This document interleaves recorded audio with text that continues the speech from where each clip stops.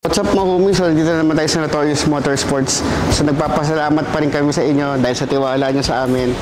So, 13 years na itong Notorious Motorsports. Ilang taon na kami gumagawa ng mga exhaust. From dun pa kami sa mga una naming shop hanggang sa napunta kami dito sa South. So, eto. So, sir, anong pangalan po nila? Brian po. Sir Brian. Saan pa kayo galing, sir? Tuguegarao. Tuguegarao. So, from Tuguegarao, napabalitaan yung Notorious Motorsports. Oo, napapanood ko sa TikTok at sa YouTube. YouTube, tsaka sa Facebook. No? Okay. So, ano ba itong pinagawa niyong kotse, sir? Yung sa, silent. Challenger. Challenger. Challenger. Okay, so ang pinagawa ni sir is dalawang downpipe tsaka yung exhaust. So sir, papakita ko lang kung anong ginawa.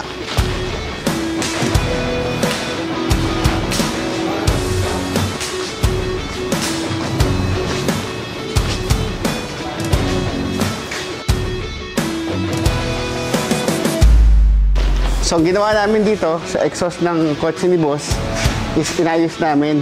Kasi yung previous na gumawa, medyo masyado malaki yung pipe na kinabit. So, dito, inayos namin. So, ginawa namin siya na mas maliit. Tapos, ilagyan namin siya ng acrophobic na muffler tip. So, quad tip siya.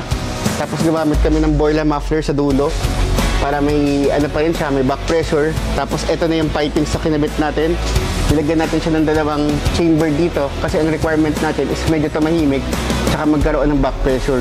So dito, ang ginagawa natin sa Notorious Motorsports, ginagaya natin yung stock pero nilalakihan lang natin ng konti. Hindi kasi pwedeng masyadong malaki dahil nawawala ng back pressure. Tsaka hindi pwedeng puro ingay lang, kailangan may performance pa din. So ayan, makikita nyo, may X-pipe siya.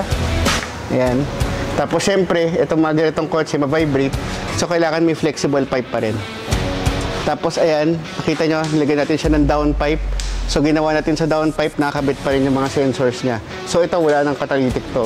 So ngayon, pakinggan natin kung may magiging tunog niya.